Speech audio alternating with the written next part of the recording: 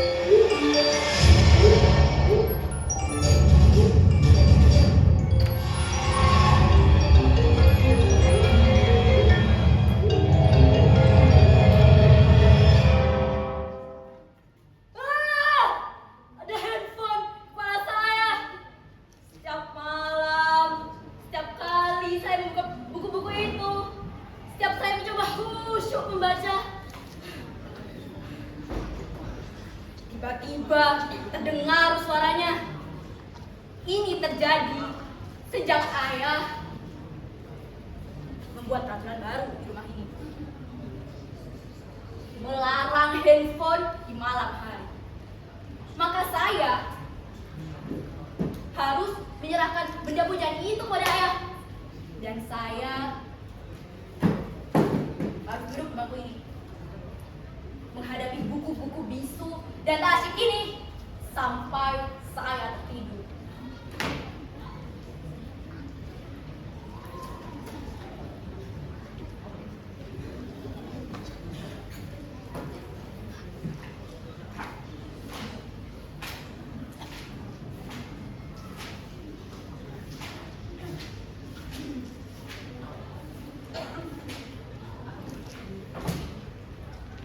Ayah atau ibu, mereka seperti tentara jaga malam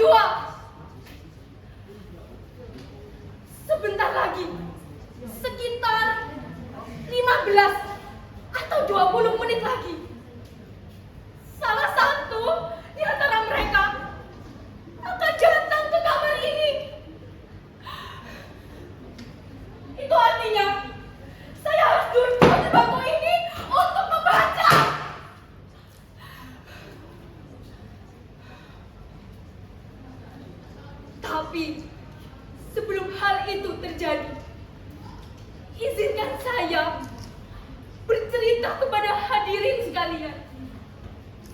Baik yang hadir langsung menyaksikan nasib saya di kamar ini, maupun melalui via Zoom.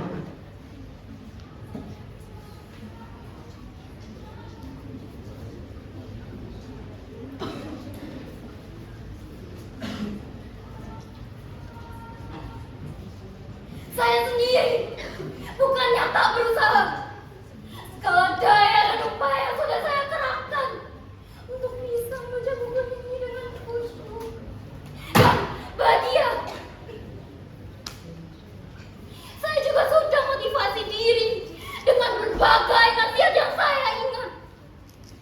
Kata-kata mutiara, semboyan, pepatah, pantun, yel-yel penyemangat belajar, hingga kritik tajam para pakar mengenai bahaya kecanduan handphone.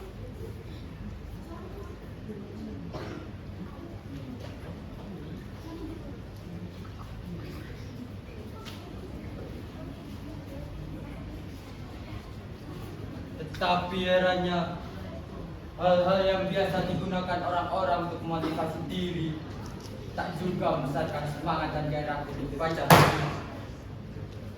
Kalaupun itu semua berhasil, hanya bertahan 10 atau bahkan 15 menit saja. Lalu, muak lagi.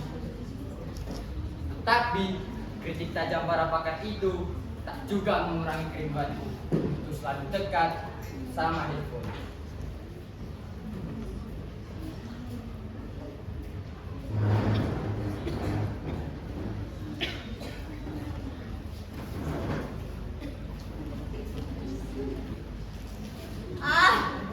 Kalau saja Mbak Diri bisa doakan seninya ceramah Mario Teguh, mungkin saya tak menderita begini lagi.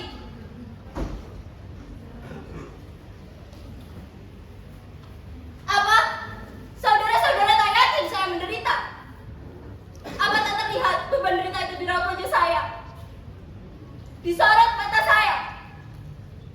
Digetar suara saya? Di seluruh tubuh saya ini?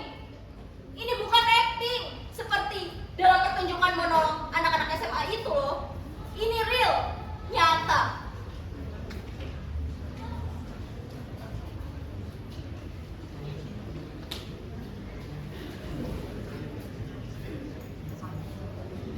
Saya memang sedang menderita. Bahkan, kalau penderitaan saya ini saya tuangkan di dalam puisi, saya kira saudara-saudara tak akan kuat membacanya tanpa menitikkan air mata. Tak percaya?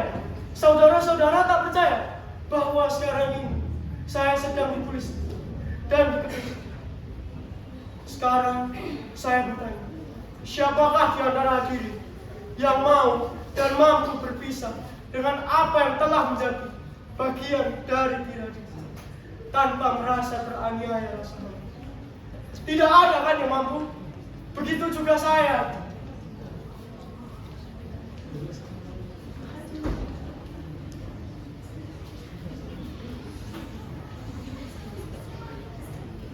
Sebuah handphone bukan lagi sekedar benda biasa. Ia adalah salah satu bagian terpenting dari diri kita maupun hidup kita. Bayangkan, ia telah menemani kita, menjadi teman kita jika semua orang tidak punya waktu luang atau malas materi kita yang masih kanak-kanak dan belum dinilai guna.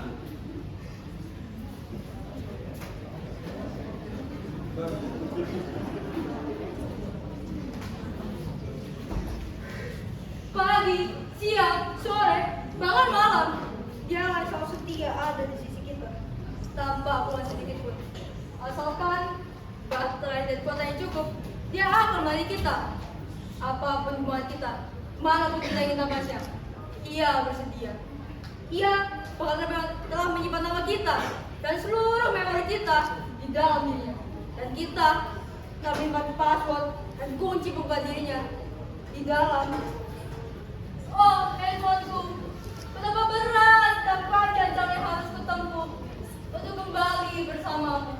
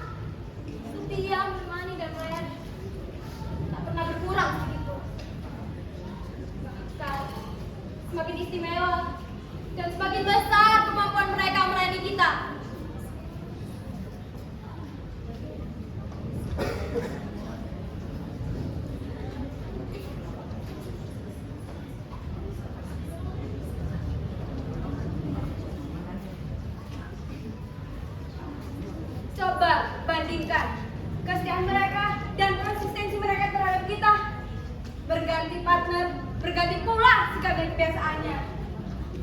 Apalagi terkadang pimpinan bisa semakin baik atau semakin anjlok tentunya. Maaf, saya agak ngantuk. Aku nggak orang yang lagi ada dia hidup suka main-main kemana pikirannya.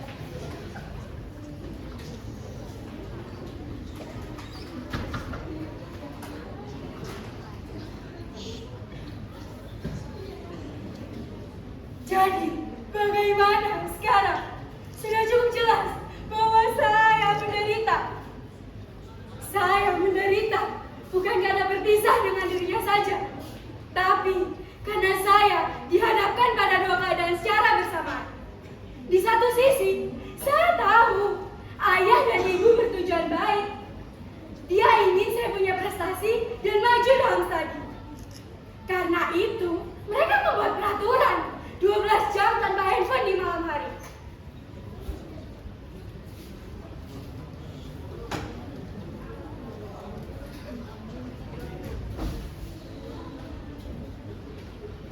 Tapi di sisi lain, seluruh diri saya, kesadaran saya, jiwa saya sudah terbiasa hidup sejak kecil bahkan, dan dia ada di sisi saya.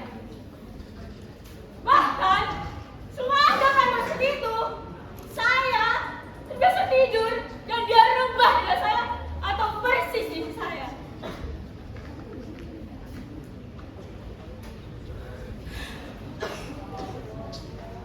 Tak usah lagi bagi saya nanti hari meski sesaat tanpa dia.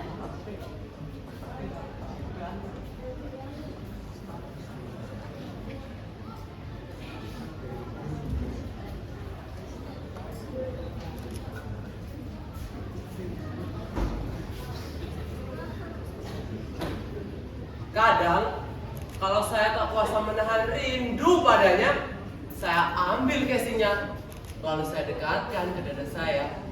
Seperti ini.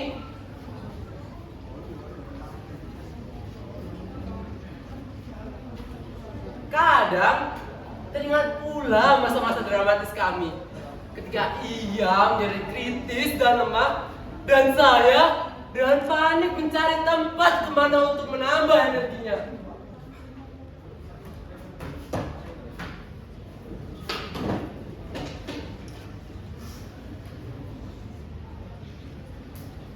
Tak ada yang membahagiakan selain mendengar suara renyah dan riuh. Bertamasya kemanapun saya ingin kunjungi, situs-situsnya atau menu-menu lezat yang telah ditawarkannya.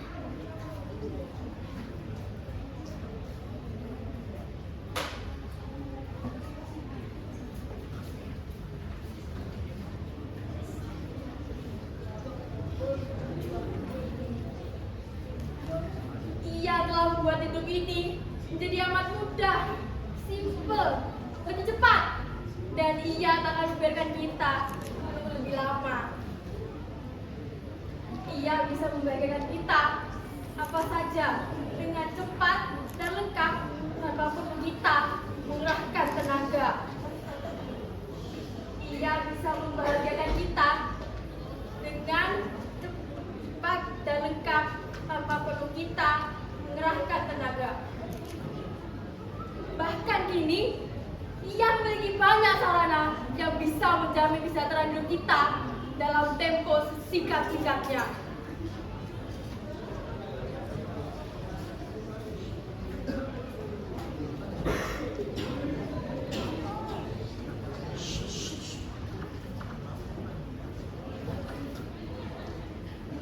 Jadi bagaimana bisa saya bersabar dan berlama-lama dalam buku-buku bisu itu untuk menata masa depan?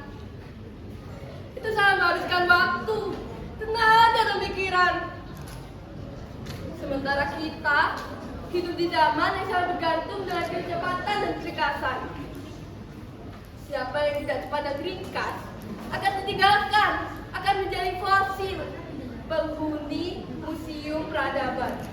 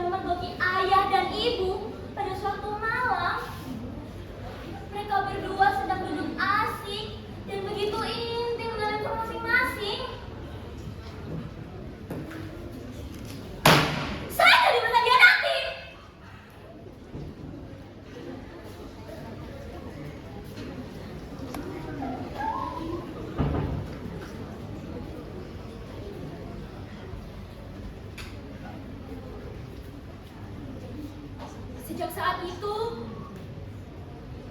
kemampuan saya untuk berpisah dengannya semakin menurun. Bahkan kini, ia ada dalam kepala saya. Ia seperti detak jantung saya. Saya sudah teramat dalam mencintainya.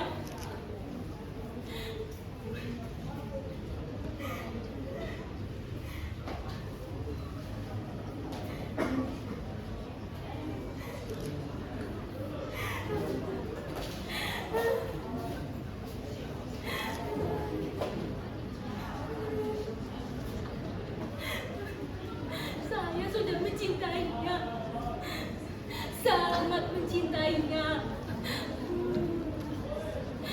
sangat mencintainya. Ampunku,